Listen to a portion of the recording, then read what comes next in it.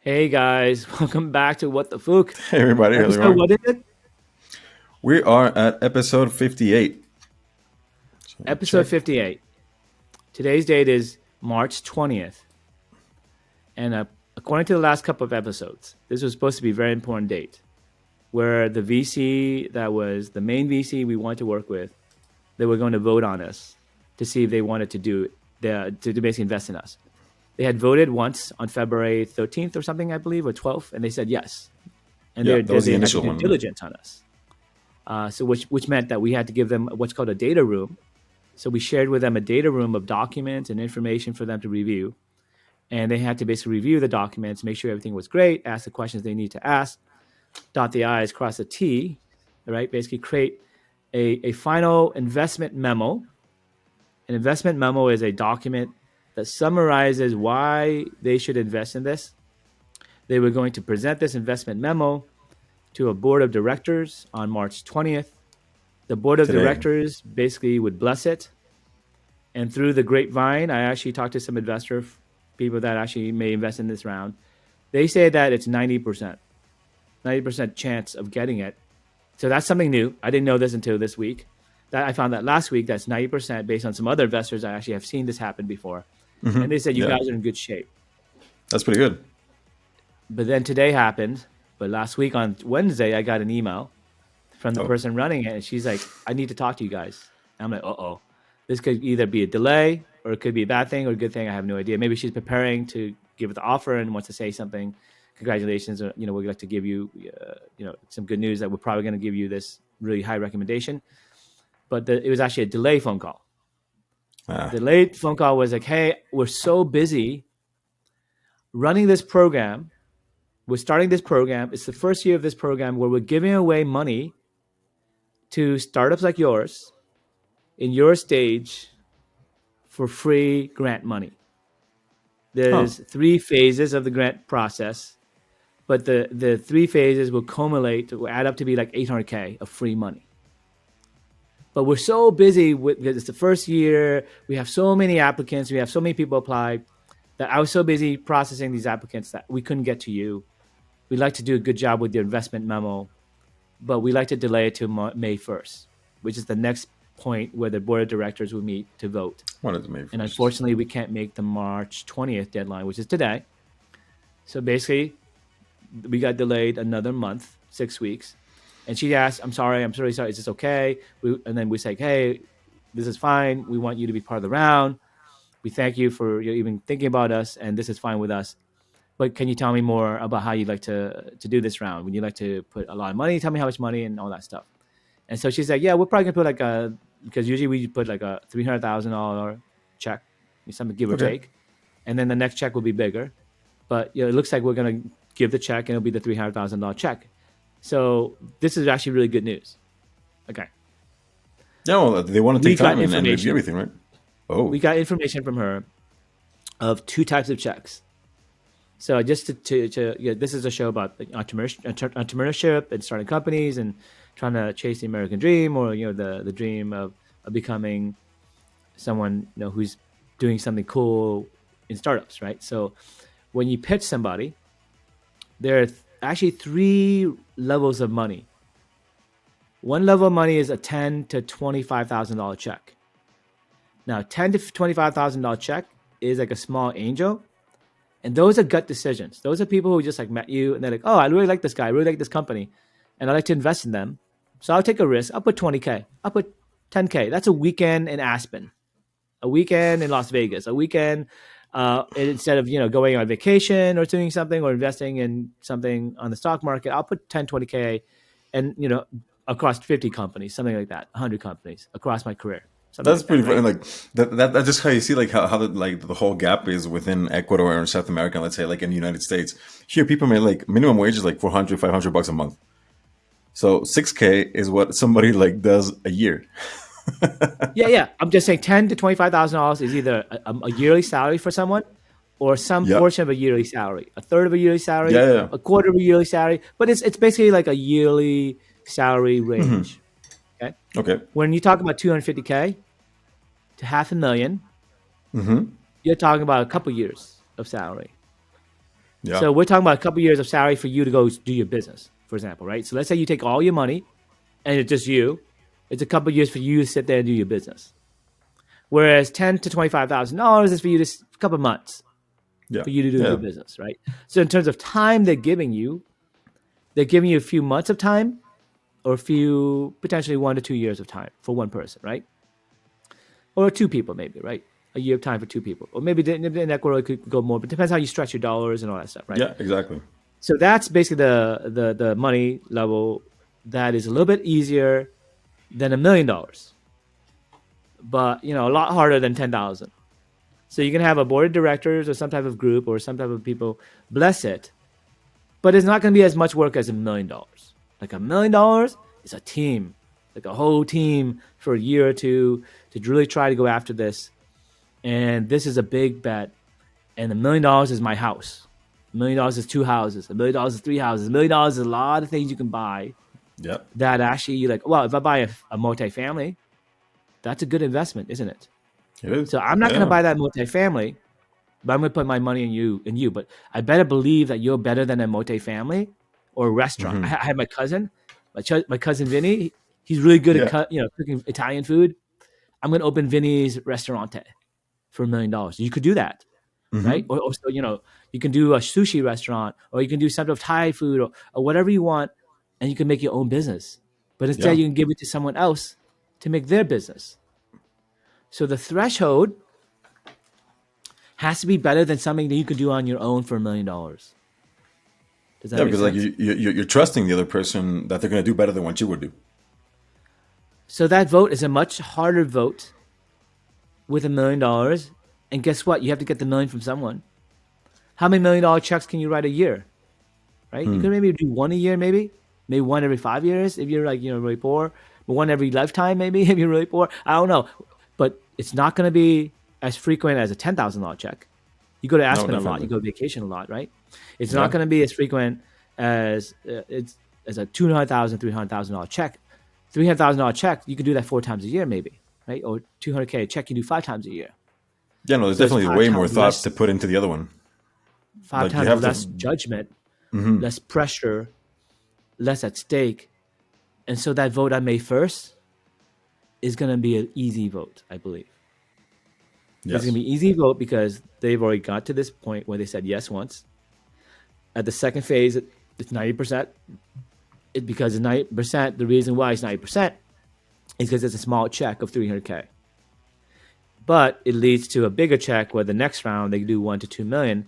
But guess what? The next round may not be them giving 1 to 2 million or some other company giving 1 to 2 million. It could be that program that they run or some other program that they know about where now we get free money from someone else, like the government, right? That's why this VC is really cool because now they can help us guide to get free non-dilutive funding, meaning money that we get for free that nobody gets a share of the company. They don't get any stock. They Oh. don't get any debt. They Yeah. don't get anything. They just want to help you because they were given money to promote something. What are they promoting? In this case, in Massachusetts, they're promoting economic activity. They want to encourage green tech. They want to create the Green Corridor. The Green Corridor is an initiative that Governor Healy, she Yeah. basically created a climate czar who is going to be running a whole department, a whole division of the government, of the state government. You know how Yeah. you have like the treasury, you have the Yeah. secretary of Yeah. state. Yeah. Now they're going to have a secretary of environment, basically, a secretary of climate, right? The secretary of climate is going to go and create policies to make the state more green friendly, more recycling, what we do, right? Yeah. More Definitely. semiconductor activity, what we can help with because of metals. Mm-hmm. More things that are green tech, things that help the environment, stuff we do. More Exactly. robotics, stuff we Yeah. do. More AI, stuff we do. All these things. Oh, by the way, we want to give it to local people who are minorities, Like, women, huh? African American, maybe Asians like, jungle Asian like me, maybe not Chinese so much as, like the Latino, the Asians in terms of like the minority Asians, like the Laotians, Cambodians, maybe a little bit better than the Vietnamese, a little bit better than, some of the Okay. Koreans, some of the Japanese, because they may not need so much help. So there is some, I think, bias there, but, I would say I'm a minority. I definitely am, right? I think in terms of my economic background, I was poor, Yes. right? So that's something. And I actually genuinely want to help create jobs in Massachusetts. I'm actually legit. I went to a good Yeah. school here. I went to Harvard. I Exactly. went Like to a you good have the school. background, you have all My the staff members credentials. went to MIT, PhD in MIT, MIT undergrad. The other Phuc, he went to Babson, MBA. He has a successful exit that helped the state get on the map. He basically was part of Drizzly. So Drizzly Okay. was a alcohol delivery, and they sold for $1 billion to Uber.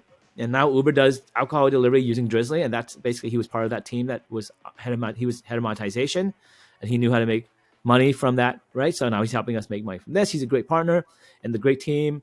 And me, I've also created jobs in the state. My company right now, Hmm. Clinical Research IO, employs over, I believe, 80 employees paying taxes in Massachusetts. Yeah. 80 employees paying taxes right now. We're making, $10 million, plus something like that, right? You're ticking all the boxes, And man. we That's the started at thing. 2016, so I'm legitimate. The technology is legitimate. So yeah, it's good. But I also had to help the company, get to this point in terms of some bridge funding in terms of like now that I'm wealthy, I can actually help the company get to April and get to May.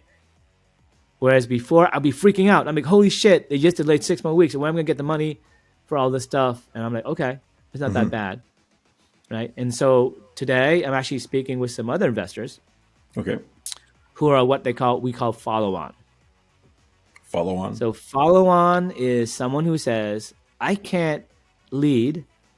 I can't be the one who cuts the big check Okay. to get it going because I may not have the expertise to maybe fund you in the next round or help you in terms of vet the technology or vet the opportunity as much as someone who has much more resources than me. Hmm. So someone with more resources than me, if like, for example, the VC we're talking to, could Yeah. somehow validate the technology, validate the business opportunity, validate the team, validate and put a big check and believe in you guys, then I'll put the check in. Right? I'll Okay. follow on. Yeah. I'll add on to get to the amount that you need. So we need $3 million. We think we need $3 million, but now I'm thinking maybe we don't need so much because we can get maybe 800K or $1 million of non-dilutive grant money. But 3 million is not bad. I was thinking maybe 3 to 5, but maybe not 5 anymore. I'm thinking 3 because now maybe instead of 3, with no grant money, I'm thinking 3 plus $1 million to $2 million of grant money that I think we have a high chance of getting if this VC does it, right? So now the follow-on has a reason to basically also follow on because I say, look, last time I'm talking to some investors before. Hmm. Last time you were thinking of following on, thinking of doing this thing, I had about $1 million ready of people who wanted to follow on. I'm going back to the $1 million of people who are ready to follow on because they're so excited. And I said, I have a new person you should get excited for in terms of a lead investor that we might have. And once they Oh. vote on this date, for the same reasons I just told you, Yeah. this becomes a much better and safe investment. Of course, there's Because more people backing now, you up, right? yeah, because now we have this person who did all that homework and they think that we can get actually additional money from the state and grant money that's free. So, right. So basically, their lead is not just the money, but the expertise to get us more than that. Would you like to be part of that journey? By the way, we also have a system that works really well. I'd like you to come to the lab and have you watch the system Exactly. run for 24 hours. This is a 24-hour test. It's running right now. Just come to the lab. It's running right now, and it's spitting out this material, and that's what you're investing in. That's working right now. So we should have that this week. So my engineers and I were working really hard. We have all this stuff done. We just have to print the parts. Take time to print the parts, or it takes some time. We have to assemble it. We got to test it. We got to do it this week. And I want to have the investor come. And so I'm talking to them and warming them up right now and saying, hey, let's get back. Let's talk. And then come to the lab and check out the 24-hour demo where it's working. This is what you're investing in. We just got to buy more of this material that we're storing in front of you right now. And the Hmm. stuff that's coming out right now, every second right now, by the end of the day, it's going to be filled with this much. And we can sell for this much. Right? And then we're gonna do 1 or 2 transactions. Here's some receipts. Here's a receipt of us buying it. Yeah. Here's a Yeah. receipt of us selling it. And here's in front of you the stuff that we have to do in the middle. Like just to make that transparent. happen, right? Yeah. So like right now, do you have like any actual like running contracts, like paying like the ones you had like it over like overseas? I mean, I also say, look, we completed a Hmm. $500,000 project with a Hmm. mining company. Yeah. The mining company paid us to build a device. It works. We shipped it to them. We actually, they're testing it right now. The device, we shipped it to them. There's a phase two, but also they have other projects. They're coming back with other projects actually in April. Okay. They will know, hopefully, if they have other projects coming, but that could be another $1 million of revenue for us because they already gave us 500,000 to do a 6 months project. So just Yeah. extrapolate that, and Yeah. if Yeah. they do the next phase, and we have other things that they want us to bring us for, where it'll be a multi-year or at least a full year project, where now we can charge the same thing or maybe charge more, but the minimum would be $1 million opportunity, and we've already executed, and you could talk to them. They're a Oh, that's reference. awesome. Yeah. Yeah. Yeah. So Exactly. so when the VC, when they do the diligence, these VCs, Hmm. part of the reason they're delaying is they want references. So that reference would be that mining company. They're going to say we did a fantastic job. Here's the thing that we did. Here's the thing we're thinking that we're going to hire them to do additional work for, and then we're basically going to give this much money, and that'll give clarity that there's going to be a floor, like you were saying, to this Hmm. investment. Yeah. There's going Yeah. to be a minimum that if these guys the device doesn't work, there's a backup plan, but not Okay. just a backup plan. There's two plans that work in conjunction with each other because they're working with the same material. They're working with metals. One at the beginning of life. Okay. The mining is the beginning of the life Hmm. of the metal. That's where the metals come from, right? Yep. And one at the end of the life. When you put into a product, you're mining. You're technically mining again. So they're basically, these guys are a mining company, either urban mining, where they're mining the cities of the metals that the city provides, like electronics, anything the city provides, or these guys are helping with origin mining, where you go to the origin of the material, and get the virgin material from the ground, and basically do that type of mining. And we have basic advantages in both, but it makes sense, right? Our device can do both, and that's what's such a unique investment, because once you have this machine and they see this 24-hour demo, what stops us from doing something else besides copper? What stops us Exactly. from doing It's just gold? what is it like access to the raw materials? Well, we have the material ready. It's already in there, right? Some of the materials have plastic. Some of them has aluminum. Hmm. Some of the circuitry or some of the things we might buy might also have rare earth elements in a very small percentage, like 0.001% or 0.1%, whatever it is. But we know the percentages. We can buy Yeah. materials that have more percentages of those, Yeah. and then we Yeah. can grind them, and then we could sort them with additional sensors. We've already working on some sensors already. We have a sensor that we're about to experiment on, right? That's going to try that. We have other sensors. We have other techniques. But Hmm. the idea is the beginning is something that we know will definitely work, which is copper. Just think of like you're in Dungeons and Dragons, or you're in some type of movie, and you have a goose, like the Mother Goose stories, like the fairy Yeah. tales. Like the fairy tales, Yeah. there's a goose. This goose lays golden eggs, but in this case, our goose lays golden copper eggs. Golden copper eggs we can sell for about $4 an egg, $4 a pound, right? And we could buy for a lot less than $4. We could buy for half price or less than half price. Okay. So you basically buy food for the geese, for the goose. In this case, the geese, because there's more than one goose. There's many machines, right? And we just have to show here. Here's a lab where we have a single goose eating all day. This goose is eating all day. This feedstock we bought for a Yeah. certain price. Here's a receipt for the food, right? The feedstock. You can see the goose eating right now. And you see the goose pooping out eggs of copper. Yeah. It's working. I'm sorry, it's not gold yet. We're going to upgrade the feedstock so the goose can eat the gold. Yeah. And we're Yeah. going to upgrade the goose so it can actually handle gold and handle platinum and handle tungsten and handle aluminum and handle different types of plastic, handle algae, handle oil, handle anything in the universe You could do liquids that and a liquids. sensor can see. So this Like, let's, robotic huh? goose has eyes, and the eyes inside the belly, right, and all that. Those eyes can be upgraded. And once we upgrade those eyes, Yeah, yeah. the goose can poop more things out, Like whatever more you things feed of it. value. Like whatever you feed it. And then it's just access to the raw materials then. Then we have to find the right raw materials. But think about it this way. If the raw material was so useful, it wouldn't be called raw material. It wouldn't be called feedstock. It wouldn't be called trash. It wouldn't be called things you need to store. It wouldn't be half price. It has to be Okay. something half price or less, right? It can't be 90%. It can't be 80%. It has to be something that everyone else who's trying to sort it right now, which they are, the competitors who are Yeah. trying to sort it right now, it costs them a lot of money. It costs them a lot of time. And there has to be some type of profit margin in there. We never talk about competitors actually. Like are Yeah, there and like the more competitors, people in they the do it. game? I mean, let's Yeah. say it's half price. Let's say it's half price. Let's say it's $2. Okay. And they do it for, I don't know, $1.50. They do it for $1.50, and they make, let's say, 50 cents. Let's say they make 50 cents and they do it for $1.50. Okay. Okay.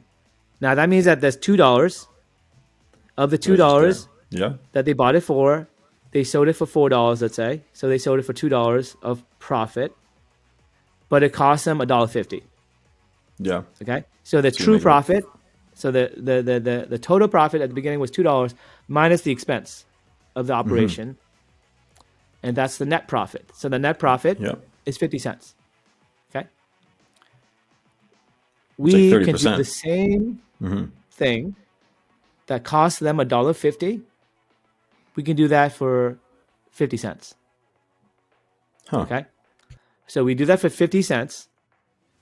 We don't need humans, that many humans. We don't need any labor except the AI scientists and the engineers and maybe some small things, some people to push things around and move things around. But we could have conveyor belts and stuff like that, load things onto trucks. But we want to automate that too. But the idea is once we do this, the only cost to us is energy. Okay. The cost to us is energy, very little humans. And the energy, we can put a solar panel on the roof. Or, energy is pretty cheap in the US. It's not that much. And So we like need a the little main bit of water, not that much water, just a little bit of water, like 2 swimming pools the entire year. So maybe like the $100 whole of year. water. $100 of Yeah. water. Because we just recycle the water in a circle, right? Yeah. Not that Yeah. much Yeah. water. So literally we have no cost. It's revolutionary because it's a digital approach.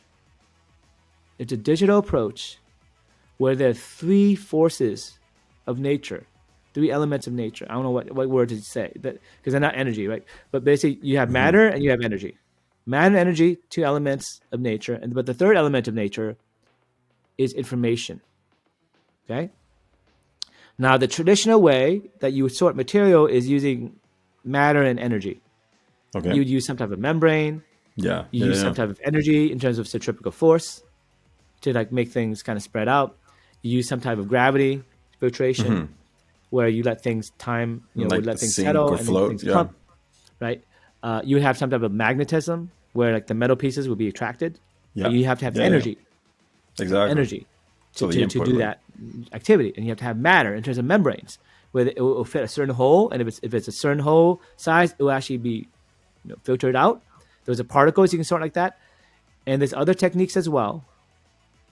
But ultimately, all those use matter and energy. Our technique, true, it does use energy. It does use matter in some ways, but it doesn't use it the same way. It doesn't use it to filter. It uses it to find information. We have to have the cost of acquiring information and then the cost of moving something, okay, in terms of the energy, okay? But we don't have a physical thing that it touches. Basically, we have a device that does basically filters the water left or right Yeah, and it sorts really it. fast. And if we do this, it's better than a conveyor belt, because a conveyor belt on the surface of the earth, okay, Yeah. that's what people compare us to. Oh, yeah, so water is your conveyor belt in this case, right? But the thing about water as a conveyor belt is water is enclosed a lot better than a conveyor belt. A conveyor belt thing can kind of fly off the conveyor belt, right? Like dust can fly everywhere. And conveyor belts aren't very good at doing small things. They're really good at doing things that are a little bit bigger. And guess what? moves the conveyor belt? You need to have some type of belt. You need to Yeah, have there's some type energy, of like there's parts, rotating there's like, system, and energy and motors, and those things require energy and they could break down. yeah. Water, on the other hand, it goes down naturally using gravity. So if you compare the conveyor belt of water and the conveyor belt of a regular conveyor belt above ground, the energy is zero to move this conveyor belt because it naturally moves down. Yeah, that's it. We're harnessing the power of gravity, right? The conveyor belt doesn't harness the power of gravity. Not No, there's a necessarily, whole right? mechanism there, yeah, that has to be like moved. Well, maybe you Like, have a conveyor belt that goes down a slide. You can maybe harness power of gravity that way. But mostly traditional conveyor belts are, maybe it's a very level and all that. But ultimately, water is just more natural conveyor belt for the materials that are super small, super fine, and you can go way faster with more precision with a water system. So we basically are the pioneers of hydro robotics. Hydro, water, robotics. It's you not got the regular camera, robotics yeah, because yeah. regular robotics is dealing with conveyor belts above ground in the air. But Yeah, when you go everything. across universes, when you go across the universe of air and water, it gives you advantages. It unlocks engineering opportunities. It unlocks ways to do things that that aren't allowed in this other reality above air. Right? So you live in two different universes, underwater and above water. And the thing is, that's what we're harnessing. We're harnessing robotics in that universe to basically sort things and then bring it back to our universe. Bring it back with that information sorted. Yeah, and you can use it. And because we're doing this, we're defying the analog process. And we're using a combination of information plus matter plus energy. There's some matter, some energy. I'm not saying there isn't. But it's using the third force element, whatever you want to call it, of nature. Information is being used, right? Because Yeah. we actually spend time and energy collecting the information. The other systems, think about it. Gravity filtration, does it use information in any way? No. Nope. Membranes, not really. No. It has information of the shape and that's it. But it doesn't really Yeah. have information in terms of taking information and using it. But and Right? at the end, like it starts It losing uses it it based on like its shape, right? throughout. It kind of uses, yeah, it's kind of like a program, right? But yeah, in some ways, it does use information, the information of the shape of what you're trying to capture, right? Yeah, but like that information it degrades throughout time. Right, but it gets clogged. Yeah. So that filter for the information doesn't work perfectly across time. Yeah. It gets It's degraded. like It it gets has a clogged. finite It's what's called amount of. Robinson's limit. Robeson. Robinson's limit is as a membrane gets used, it gets clogged. Yeah. It It becomes requires less more and less efficient. energy Right? to push through the membrane because, by the way, when you push it through the filter of a membrane, you have to have energy. You have to have head loss of pushing something through the membrane. Does that make sense? So Yeah. you are actually using energy and matter, but you're also slowing down the time of the filtration by doing that, but also maybe introduce some energy to push the material through if you want to go fast, right? So the idea is these systems are things that we have competition. We have competition using these systems of physics that work very well, but at much higher energy loads or requiring replaceable things that are matter, like membranes. Yeah. Membranes need to be replaced. So By matter and somebody. energy Yeah. versus information. Yeah. That's Yeah. the bet. If And it you're an involves more investor, if people, you're me, more we're like. betting that the third force of physics, which we're working on at Phuc Labs, we're leveraging it, the third force of nature. I'm going to write a book. We'll talk about this in the second half, where I explain it further. But what we're doing is we're doing God magic. God magic is when you understand the third force of nature, you understand that there's information, but information is because you have an observer.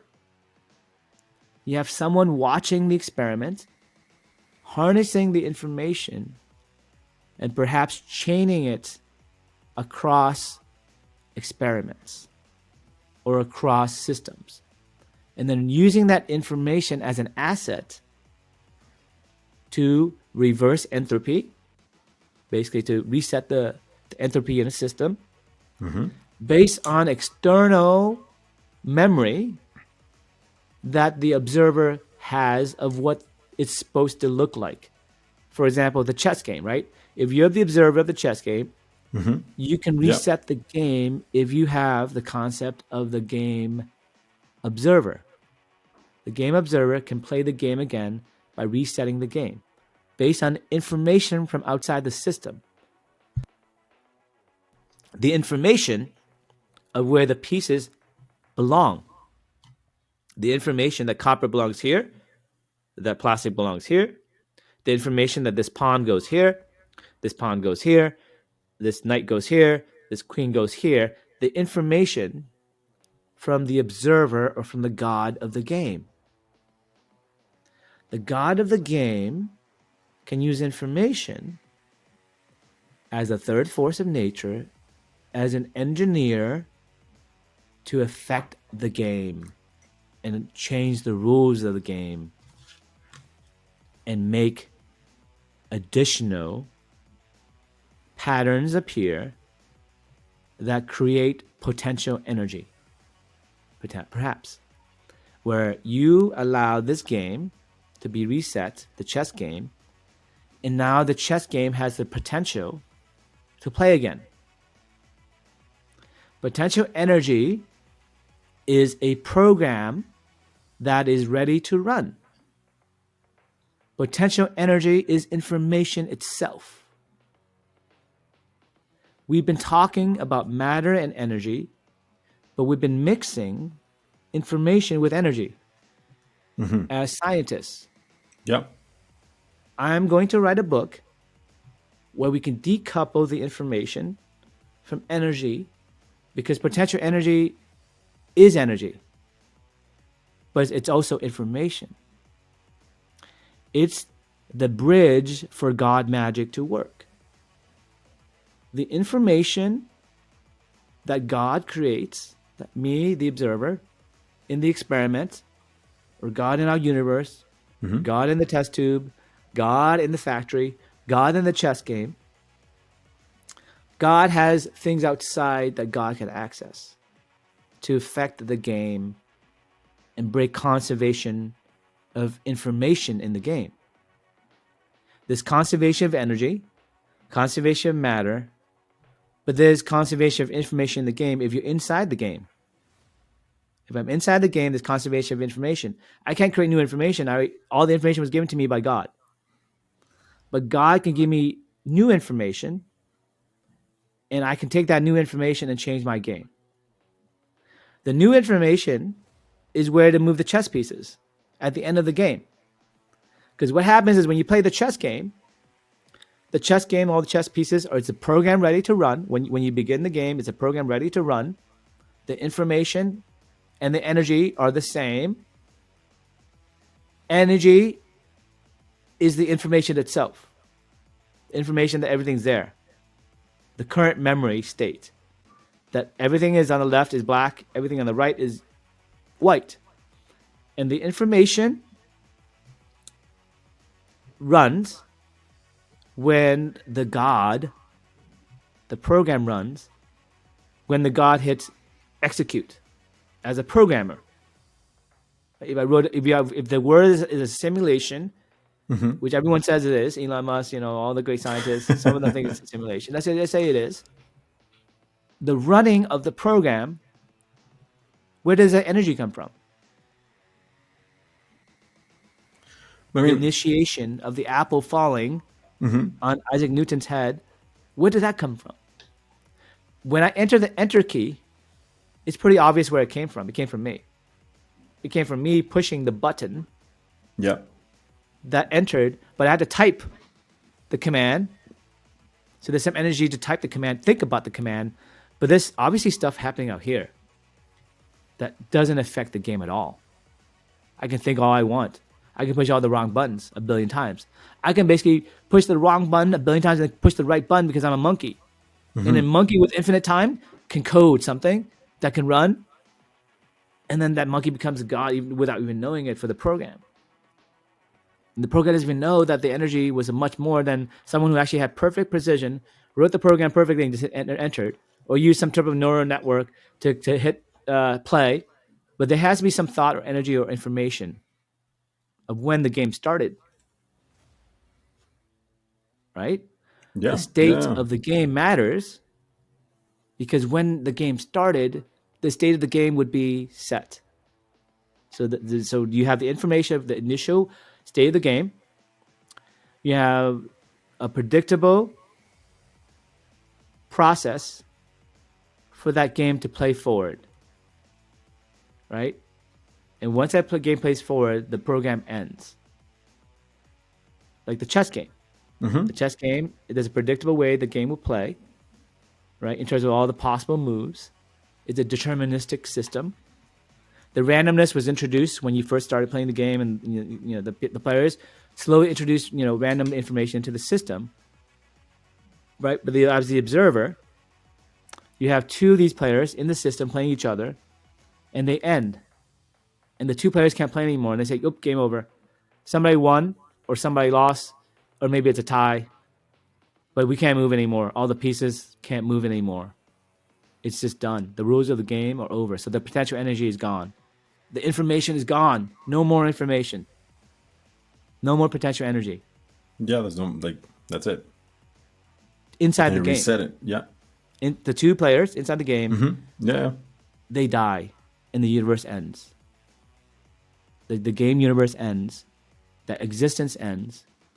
And it's what's called the heat death of the universe. The heat death of the universe is supposed to happen when me and you, we play this game of chess, we're talking to each other in this podcast, and then all these people playing all these games, we talk, we live, we use all the matter, we use all the energy, and at the end we all die. And nothing exists. Except when God does it again. But how? How do we reset the chess game?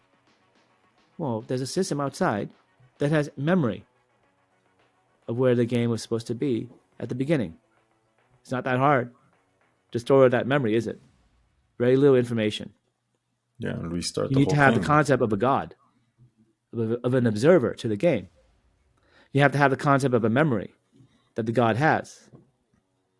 And you have to have the concept of energy and matter that the god can affect in the game to move the chess pieces and defy the laws of physics and move the chess pieces back one at a time, making some of them appear out of nowhere when they were dead, bringing them back to life. Supposedly, in your perspective, bringing them back to life, but they were never dead. They just got moved. They didn't die. Matter energy conserved. Everything was conserved. It didn't die. God just moved and rearranged the information.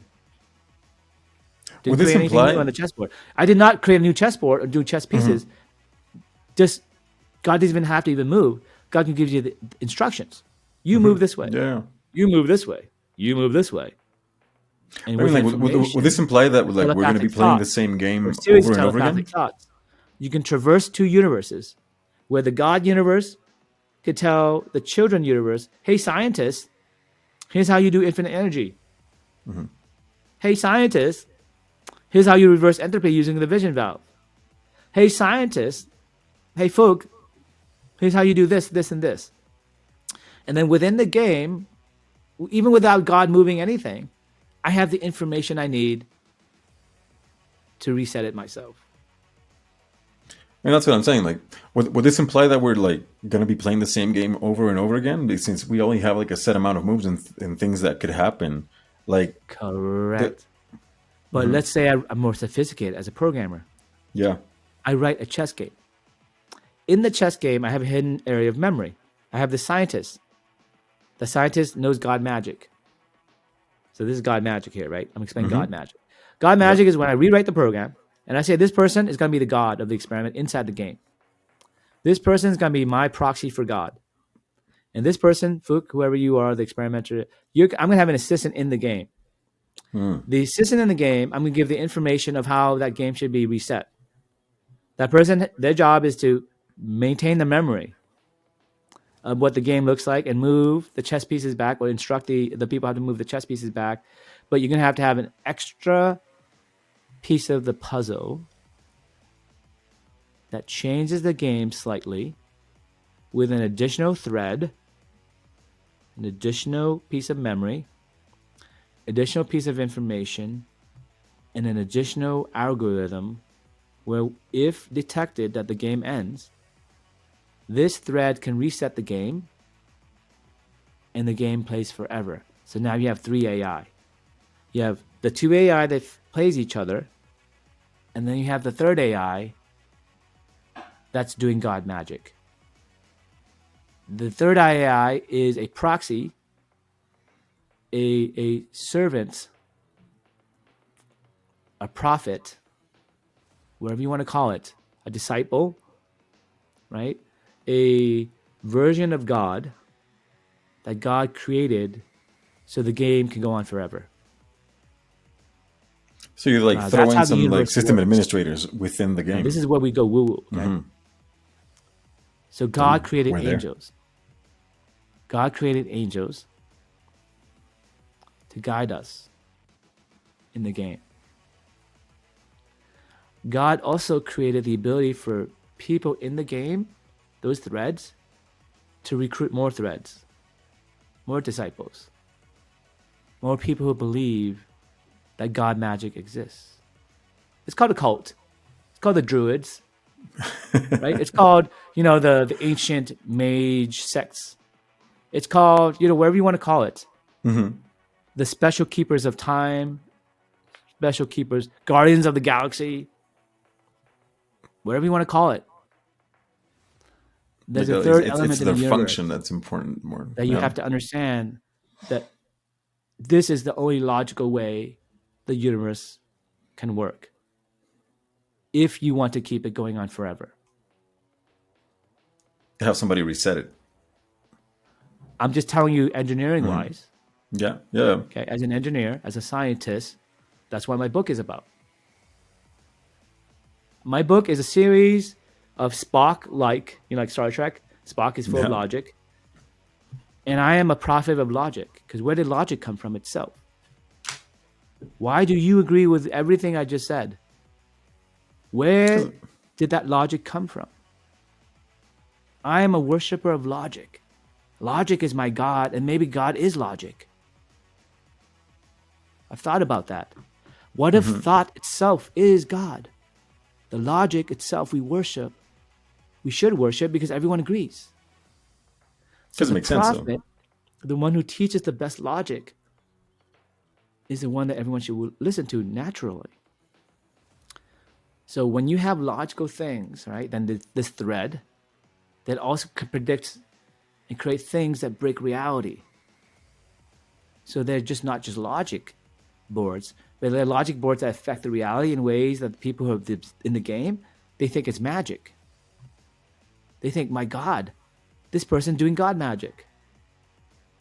Snap a finger like Thanos, and half the universe dies. Isn't that God magic? Right? You can do that one day if you join this sect.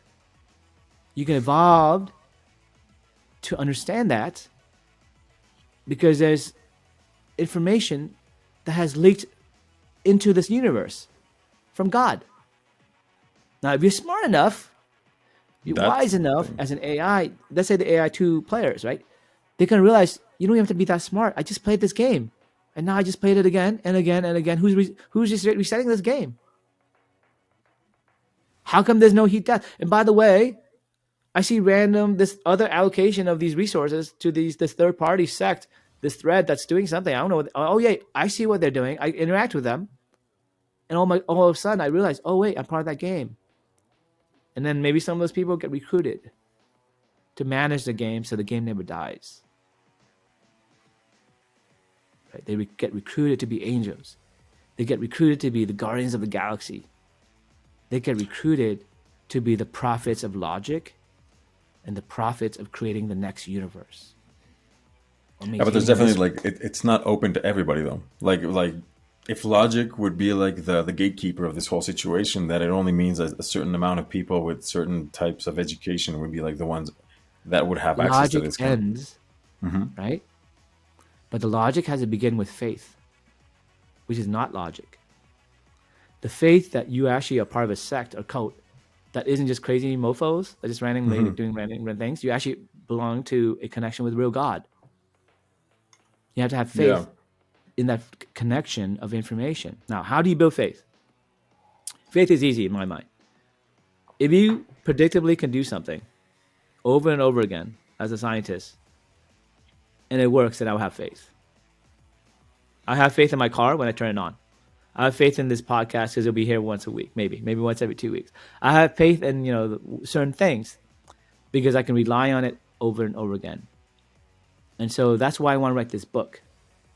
People won't have faith that science can prove that God is real until you start doing God engineering, God magic. So this will be a handbook. I'm going to call it, I might call it the Law of Emergent Knowledge. Right? And basically, it's going to be a book that scientifically proves that God is real, that God gave us the prime numbers, that it solves the paradox of math, where math itself was given to us by God, and math is unlimited and forever yet finite. It shows a paradox, how we can have infinity and non-infinity in the same system and understand it. Because the only way you can have infinity and non-infinity in a system is if there's a God.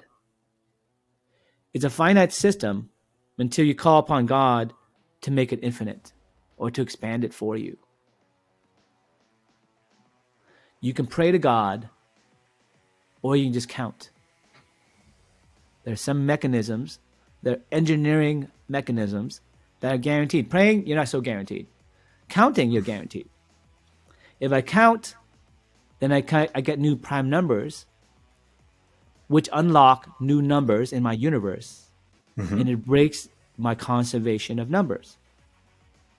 Right? I have numbers I know, and I can take a prime number, let's say 3, and make it 6, make it 9, and see all the numbers that prime number creates.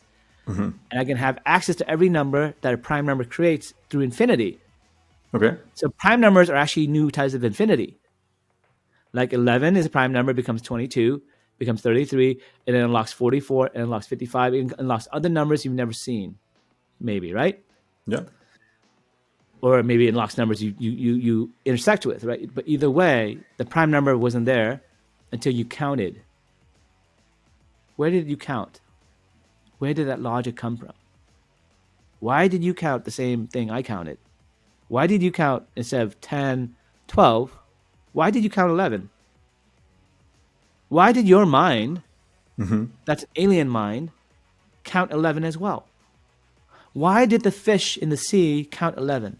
Why did the mammals on Earth count 11? Why is everyone in the universe counting 11 out of freaking nowhere randomly? Why isn't 11 followed by 13? Why is it followed by an even number that binds the universe together, right? Why is 11 prime, 13 prime, and why is 15 not prime? Why can't they be 3 primes in a row? Why isn't every other one is a prime? Why do the prime numbers appear randomly? But if it's random, why is your randomness different from my randomness? Your randomness is the same as my randomness. That's not random, is it? No. It came from the same thread, the same signal from the external system. The information is a continuous data feed that we can collect by praying to the gods of math, by counting. When I count, I'm praying that a new number comes. Please, please, please. I need another new prime number, please. And it never fails. It always comes. It doesn't come right away. It comes randomly. So maybe when you pray, just pray every day. And on that random day, your prayers will come true. The more difficult the prayer, the longer you might have to pray. The higher the number, the bigger the ask of God. The more numbers you've already counted, the more things you prayed and gotten from God. God already gave you life. God already gave you a happy marriage. God gave you money. God gave you good looks. God gave you a bunch of shit you don't even remember. And now you want one more thing from God. And you think you pray one time and God's going to give it to you. You count one time, you get a new prime number, but you had 1,955,000. And what's the next prime number above that? I don't know. You might have to count 1,000 times before you see another miracle. But guess what, buddy? If you keep counting, keep believing, keep having faith, a miracle will happen. Something magical will happen in your life that came out of fucking nowhere. You met a girl. You got a job offer. You got accepted into some grad school. You got lucky, invested in crypto, and became rich suddenly, even though you were a schlub. You believed that you had potential. You kept counting. You kept wanting to live. You kept every day a little bit better than the next. And sometimes it's repetitive. Sometimes you see the same things over and over again. But you're hoping for that one random prime number that unlocks a new future, a new infinity for you. That's not fake. That's not fake faith. That explains faith itself. The faith that new prime numbers will appear. Why do you have that faith? Why? Because it always happens. God earned your love. And God every day count. You can see that God keeps giving. But there are different ways you can count, right? You can give, and you can interact, and you're going to work with other people because guess what? Those people have prime numbers you don't know. You can interact, get more information out out of of like different you systems. who are counting and learning things, and you can basically expand your prime numbers. The things you should know, like love and generosity and humor and forgiveness. Things that you haven't counted up to yet that could unlock fractally new possibilities in your own universe. That's why I'm writing the book, guys. Definitely. It's changed my life because I'm a man of logic. I worship logic. And logic can only lead to one conclusion. God is real. God is divine. God is infinite. God is glorious. God randomly gives you gifts of knowledge to expand your universe. Your job is to keep counting, to keep evolving. One day you can run the system itself. Maybe one day you could be a proxy for God in the game. Because there has to be a cult of prophets who receive information from the third party, understands the prime numbers, spreads the information through the system, initiates it when necessary, a reset, adds information to the game to guide it, to make it more optimum according to the will of God and the will of the universe. And the will of the universe and God is you. If you don't agree with it, then you shouldn't do it. Because God is you. You're a reflection of God. God wants everyone to experiment with free will. If you want to do evil, go ahead. Go down that path. See what that leads to. And that's basically a reinforcement learning. Right? Reinforcement learning is an AI. Everyone has a job. Your job is to randomly do things and to uncover new truths. The new truth is you can be Darth Vader. You can do bad things. You can kill billions and billions of Jedi. You can destroy the universe. You can take over. But yet you're the person who killed the emperor and ended the empire. That was the only way to kill the emperor, is to have a mole, to have someone evil infiltrate, but yet at core had information, had a virus that said, love of my son and my family over all these things that the emperor can give me. And that was how we won. We allowed the bad guy to flourish and to live. And we fought the bad guy. But the bad guy deserved to exist too, because the bad guy saved the universe in the end. In conjunction with the good guy. There had to be a thread of information to faith, to love, to the core things that binds all of us. And that's why God allows people to die. That's why God allowed bad things to happen to you. That's why God doesn't give you everything you want each time you count.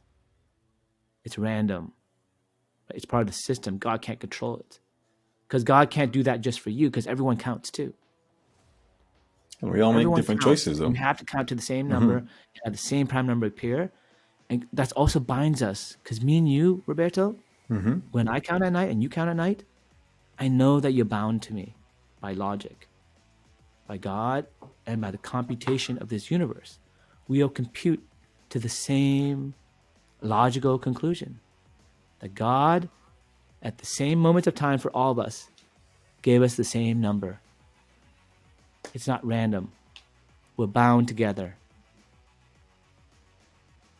We're all connected, huh? And all our different choices and everything has a consequence that affects us all. And I have to write this book because I didn't understand. Definitely. I thought it was voodoo. I thought, people just trying to get people. I thought that religion was the opiate of the masses. I thought that religion was the way that rich people, the elites, controlled people to do things for them. And has been corrupted to do that. Absolutely. But religion is prime for the same reason we count. Everyone encounters the same mysteries in life. You're going to count to that stage where you can count to 5 or 7 and you realize, shit, 7's new. I've never seen this before. I've never had love before. I've never had a kid before. And now I have a kid. I understand what love is, right? I've never had my heart broken before. So now when I break someone else's heart, now I know how that feels. Right? I've never had, anger, and I did something I regret. And now I can forgive someone who, in anger, hurt me. Yeah, it's all information. And it's all useful stuff depending on how you use it. Like, useful how you use it. Everything adds and makes you be a better person. Yeah. So we're going to make a video series, me and Roberto. Yep. We now we have more free time. We're not going to do the master OT thing anymore. We're going to basically focus. I'm going to write a book, get off my butt, write a book. I believe this content will be very inspirational for those who, need something in their lives to kind of convince them to get over that top, like me. Like, I'm like, hey, at some point you're going to have a midlife crisis. You're going to have like some type of like drama, even without midlife crisis, where you're 12 or 15 or 13 and you question why you're here. And then you question if religion is real, you question if God is real, if science is real, and all this other stuff. And then you realize it's all the same thing. It's all thought that eventually leads to the same. It's all roads. All the roads lead to the same answer.